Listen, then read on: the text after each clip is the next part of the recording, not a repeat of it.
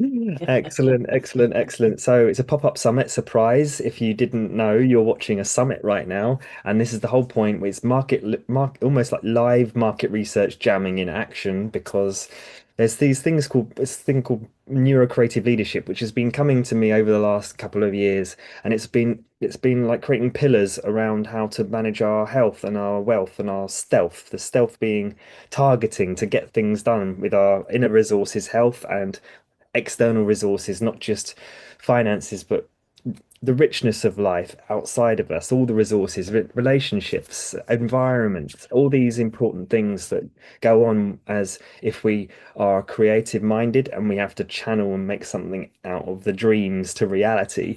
And so it's really important to be able to know that it's possible and that we can be leaders of our own lives, regardless of whether it's being on stage or not. I stand here and talk and communicate like this because I've practiced it over and over again because I felt like that was my weakness and I was frustrated with it. But we don't have to stand on the stage, but we do get to lead our lives the way we want as neuro creatives, and that could be, you know, so many different ways in which we can call ourselves and identify ourselves with.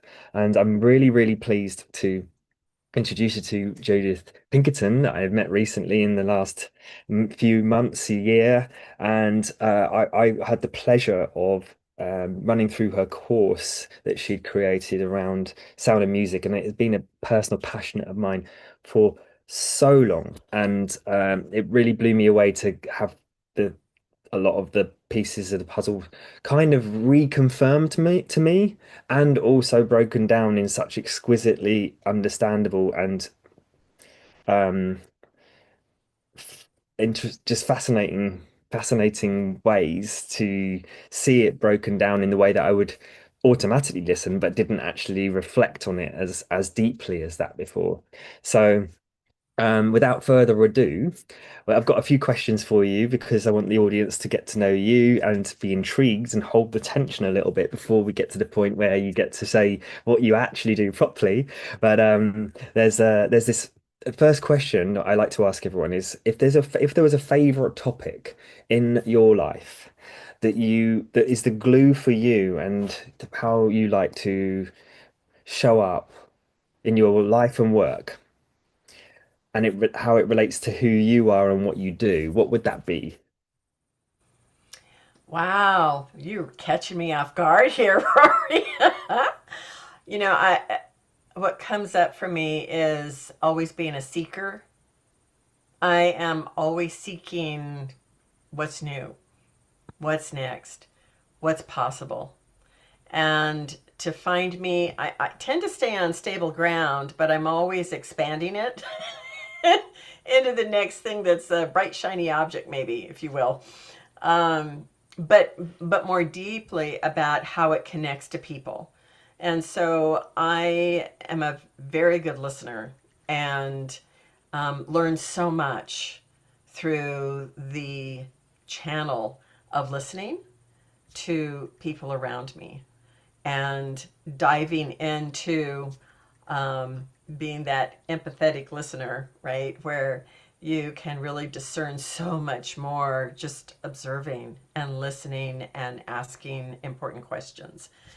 So, yeah, that's what makes my life come alive.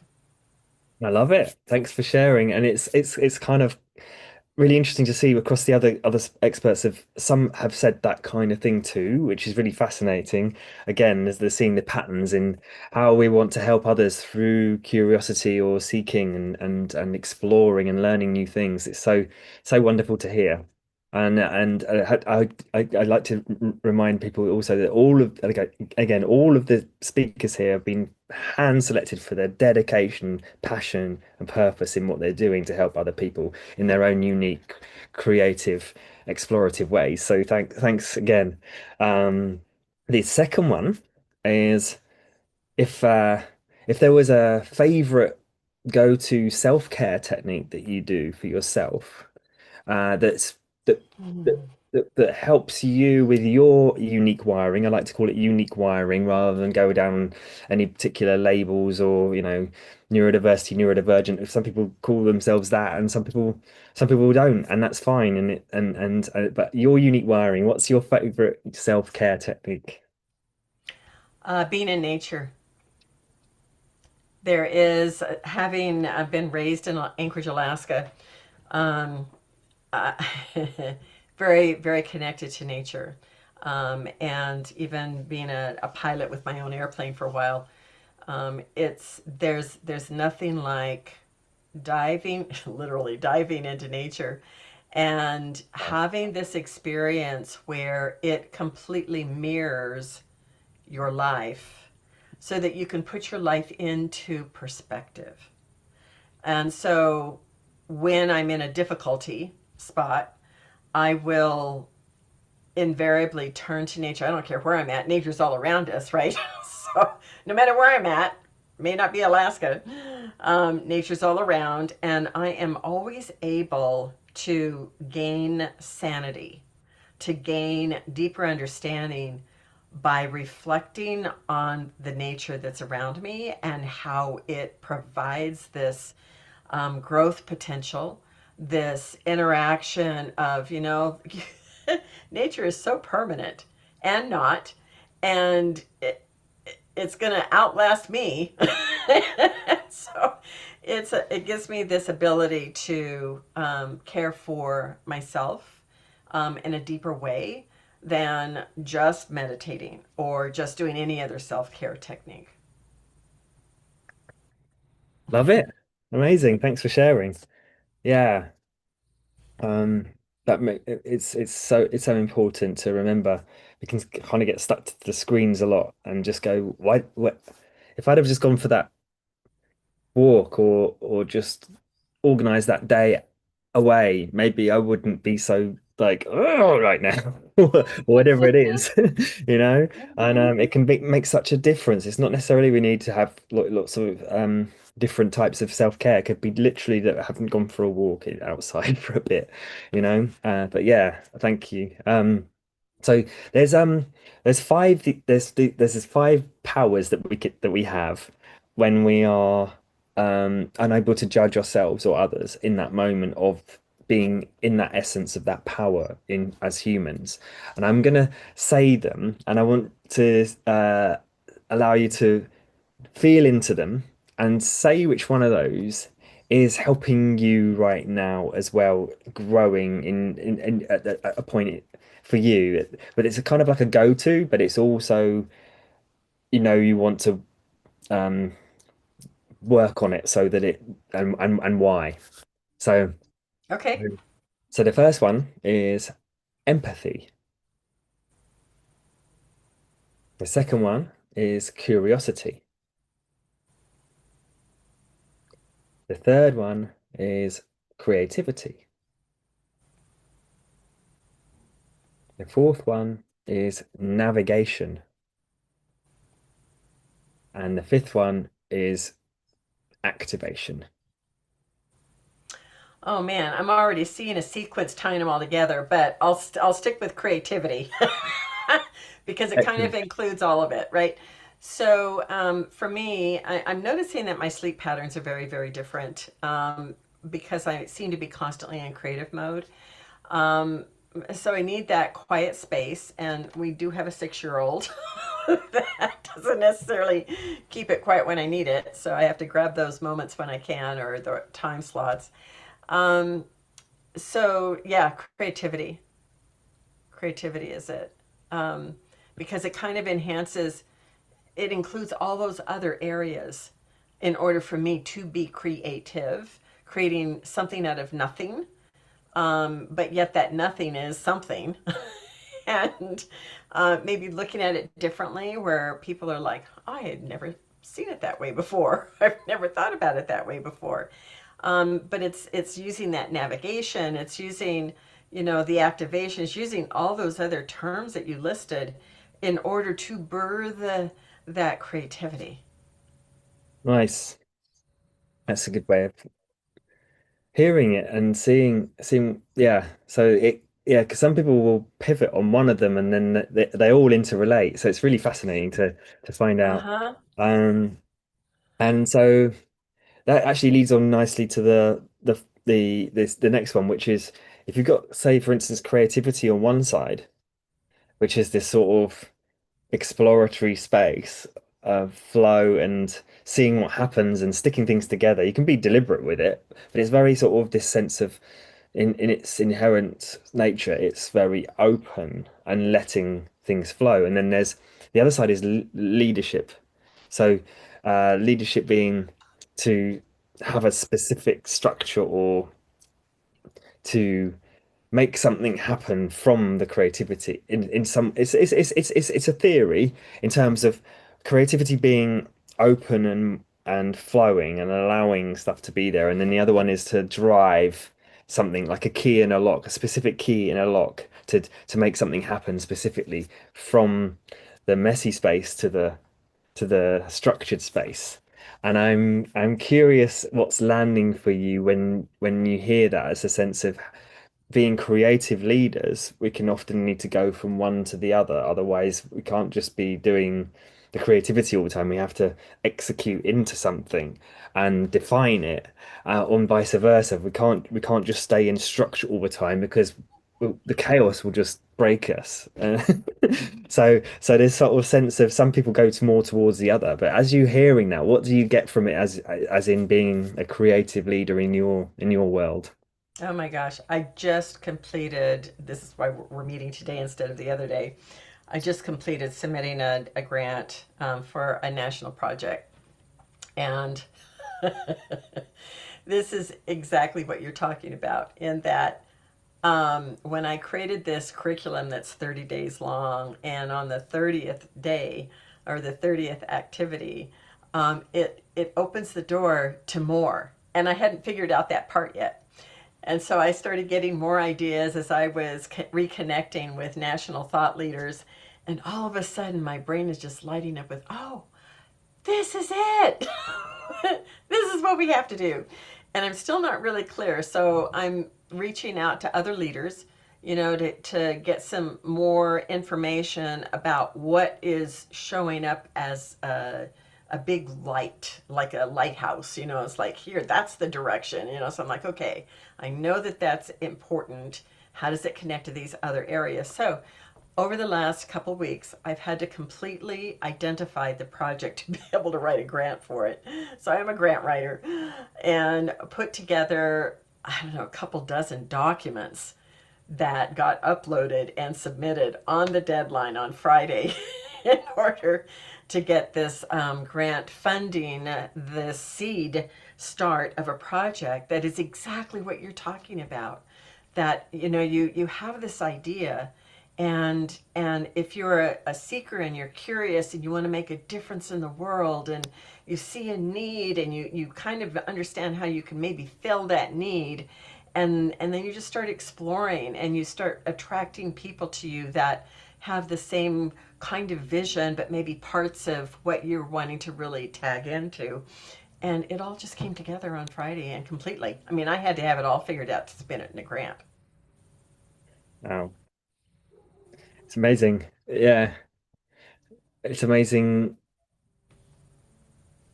That you're reminding me of like when writing anything I didn't know that it was possible to write a book and or a chapter, even just a chapter in a book. I've written my own book, but it's like very, very just how I wanted to express myself without the left to right reading. But there was a chapter in a book that I had to, you know, write in a certain way, and it is that writing process. It's like the process of creativity. Trying to edit, you can't edit the book whilst you're throwing ideas out to see what lands, and it looks so messy at the time. And to be able to define it into a form and say this is what's going to happen, it's a real challenge for our human brains, even though you know we're the system just potentially over the last however many years from the Industrial Revolution has always been very like everything is like a certain formulated way, and it's so systemic and we've been led to believe that that's supposed to be that way, and actually our brains just even if we're more creative minded than others, it's really it it doesn't suit putting creativity into a box, really, does it? You know, that's interesting though, because if you can accept that this idea that is burgeoning um, needs some navigation to it and some exploration to it, and you're going to find that people are going to naturally put it into a box where they understand it, right? And so it's great because then you can consider what their perspective is and be able to reshape that box, but yet the box can also help more closely define what it is that you're actually trying to create and how you're going to be able to do it maybe in a short term versus long term perspective. And so it can actually create a sequence of, okay, this now, then what would be next? And then what would be after that? So that you can see what would be maybe accepted and more easily to do now with budget constraint or people constraint or whatever. But identifying that and going, well, what can we do right now that will make a difference that can be accepted? And then what can it burgeon into the next with the next step? And so I always open my mind up to maybe opposites. You know, so if I have an idea and somebody gives me an opposite idea that could appear to be conflicting, instead of rejecting it, I will look at it and go, how can it be part of this as opposed to polarizing? How can it be a part of this and actually expand it and make it even better because of the input that was received that could have been considered, don't do that because, whatever. Well, why not embrace it and go, okay, what if?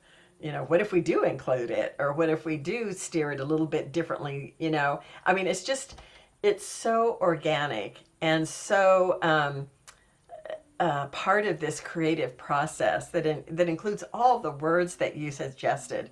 This is just a great template that you've created, Rory, to really dive into. How do you do life? How do you create life? What does that look like?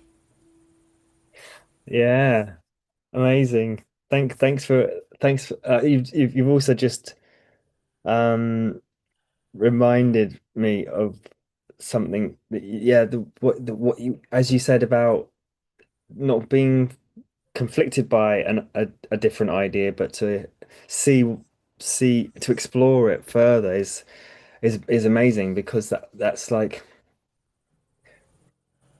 that's what yeah, I don't know how to describe it other than what I call having our own unique learning ability is the box in which we learn. And there's things like feeling more sensitive or more visual, seeing more pictures. Visual artists this is something that I didn't think about for all the time throughout my life. I just thought it was magic that visual artists could draw, and then after studying neuroscience for a while, it's like, of course they see the picture and they're just tracing the picture out that they can see, and I can't do that. So to me, that's like absolute genius. But someone coming along and saying, "How do you turn that into a piece of music?" They'd be like, "That's magic to me." I don't know. Some people can do both. Yeah. Some people do both. But so the idea of feeling into vibrations and stuff. I feel so much that I'm more a feeler and I have fuzzy pictures, but I don't necessarily forget where I've left things. Some people can't remember where they leave things, but they are amazing people.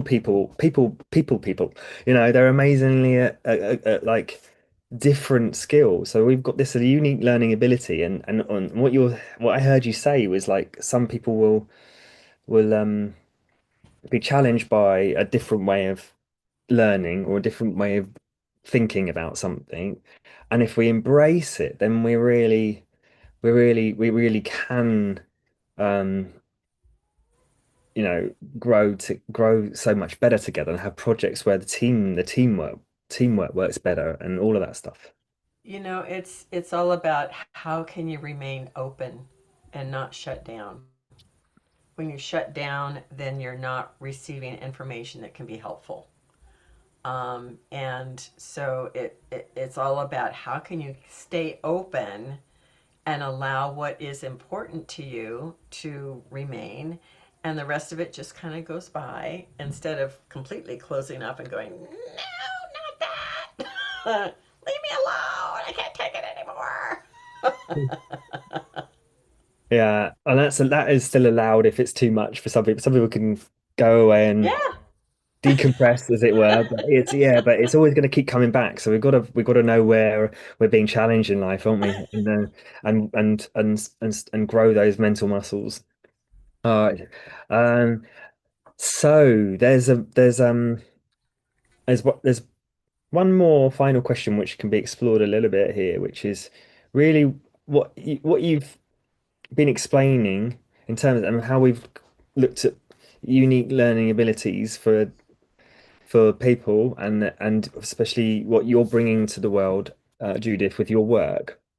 What would you say your unique value proposition is through your strengths and skills that are bringing the best Mm. results in your work and life? Huh. You know, we had fun recently with my team was going, just let's create a quiz. Like, a quiz? What would that look like? So me and my with my music therapist hat on was like, well, I've got to find research to support it. I can't just like, create a quiz and know that the results are going to be something I could put my hat on. So I found 5 research studies, and for those that want to know what they are, you can easily go to our continuing education platform called musicmedicineclub.com and read it. January 1st posting on this free quiz, and the music or the studies that support it, which is music related and personality type related. So anyway, what this potential is for our viewers is if you are interested in knowing more about how you connect to music and what does music say about you, that what does music reveal about you that you may not have known, or that you may have been wondering why this earworm is stuck in your head, or all of this, what's your preferred music and how does it fit into a soundscape that is very supportive, because you could be going, no, not that music, not anything about that music. And where does it fit? How can you actually dissolve barriers within yourself as well as somebody else when you start utilizing what we would talk about in a free consult? So I am offering a free consult. So I know you're going to post the link to be able to do that. And in that consult, you're going to be able to access the free quiz, and you get a free gift out of the quiz. And because we really support a redefinition of what a mental health provider is, we have so much on our platform at themusicforlife.com that sometimes people need assistance in figuring out, well, what would you recommend I start off with first? Because we have multiple levels of certification trainings, and we have a couple dozen products involving a variety of different perspectives, and it can get overwhelming for people. We also have a music app for that. So all of this is being coalesced into the Music for Life health system that really is an umbrella for all sound. And it's understanding how this protocol embraces your broad emotional landscape in order to regulate emotions in such a way that it builds resilience. And we even have a published study reporting cessation of medications for pain, anxiety, and depression as a result of the prescriptive playlist. So, not that I say that our prescriptive playlist protocol is going to do that, but it could influence either reduction of, stopping of, or prescribing, because there could be patients that absolutely do need the medication or denial about it, and all of a sudden realize through the process of processing their emotions in our mood formulas, that they realize that, oh, you know what, I really do need this. This would really be helpful to have this particular kind of medication. So the influence of medication we've discovered with this protocol. So we have just a variety of resources. So I just want to start off with the basic. So just schedule a consultation. It's 25 minutes and it's free. And I'm going to introduce you to this free quiz so that you can get a free gift in looking at what are the results of that quiz and then helping you to identify maybe what pathway. So when I say mental health provider, Rory, I'm talking about not just licensed and certified medical and health professionals, but also educators, also musicians, also caregivers, and all of their clients or students or loved ones.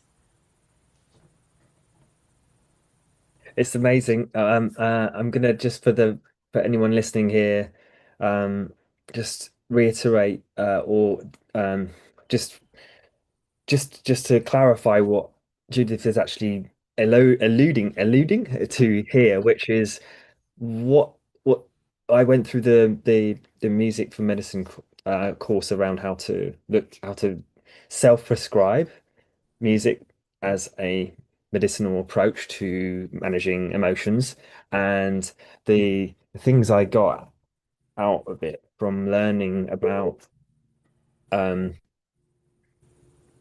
how quickly the moods can shift through. We've already learned if someone that likes music, how quickly it could be 15 seconds of one thing, 15 seconds of another, 15 seconds of another. And my subconscious mood actually went from like a eight or seven or eight out of slightly heightened because I just received a text message that I was potentially upset about to that disappearing in 45 seconds because I just clicked on finishing off the last part of the course. That I received that text and I was like, oh, I'm just going to finish this off first before I come back because I don't want to get stuck in it and get upset by it. So I'm going to come back to this.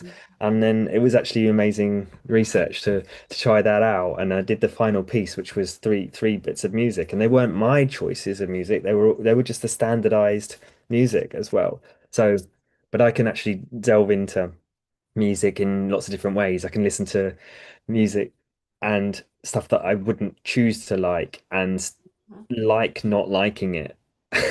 Which is really interesting as well. I could be fascinated by that stuff. But a lot of people find themselves sort of being too affected by whatever the music actually is rather Mm-hmm. than being able to sort of be outside of it anyway. But without Mm-hmm. going off on a tangent here, what's so important about this is that it's a new natural way of dealing with emotional health and freedom in so many ways. And I love what you're doing, Judith, and thank you for doing what you're doing. And if there's anyone watching here, she gave a call to action, and I like to remind people what a call to action actually is. It's this marketing speak term, but it's also if something lands and it feels like a call to take action and we resist because it's a fear of uncertainty to grow, just noticing that, because actually just stepping through that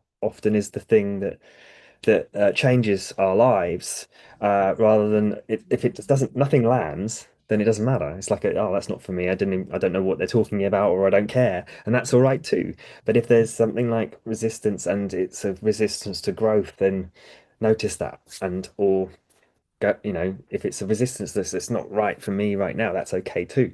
But just to notice what it is, and so yeah, if you want to know more about this, do well, basically the links and bio for Judith Pinkerton are going to be on the full summit board dashboard and all the other talks are going to be there over the next couple of weeks. All of them can be watched for free. We're going to spotlight each speaking and speaker and interview again over this time, just to get as much eyes on this content as possible, because it's life changing when we remember we can be using our creativity not just for making stuff, but also how we lead our lives. And so So thanks again for being here, Judith. What have you got out of this? If you summarized it and felt into what have you what's a favorite thing you've noticed about this experience today?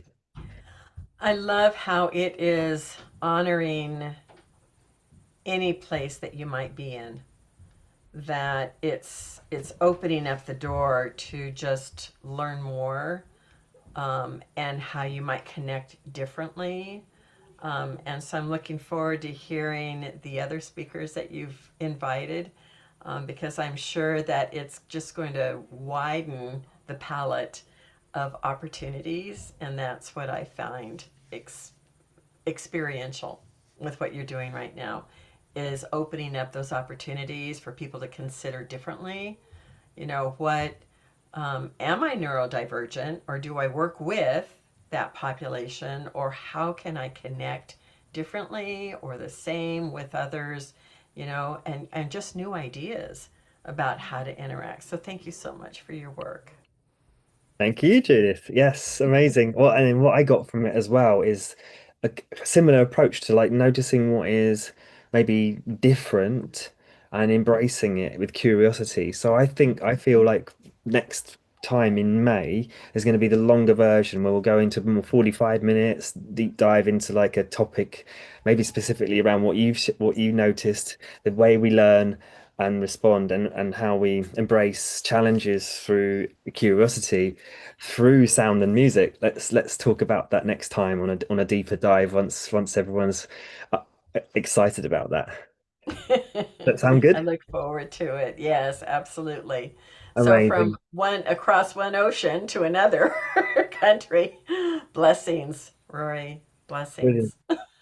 Thank you so much, Judith, and thanks for watching here. Any highlights, comments, your call to noticing something and sharing it straight away builds your own learning, builds your own neuroplastic changes when we hear something and say it back or repeat it straight away. So, and obviously anyone that else may need to hear this right now, if you comment or like or share it, it's going to help someone else find out some really important new stuff rather than just getting caught up in the same old usual systemic nonsense out there. Yeah. Amazing. Thanks so much and all the best. Have a great day. And we're doing a wrap up. We're doing a wrap up uh panel celebration discussion tomorrow evening, around about a few hours before now, tomorrow, and it's going to be fun games, and some speakers are going to be meeting each other for the first time. We're going to do some round robin fun stuff, and yeah, so if you can make that. It's all on the dashboard. Give us a wave if you want the sign up for the rest of the talks. It's up to 23 unique creative leaders in the world doing really cool things. So thanks again. Have a great day and all the best.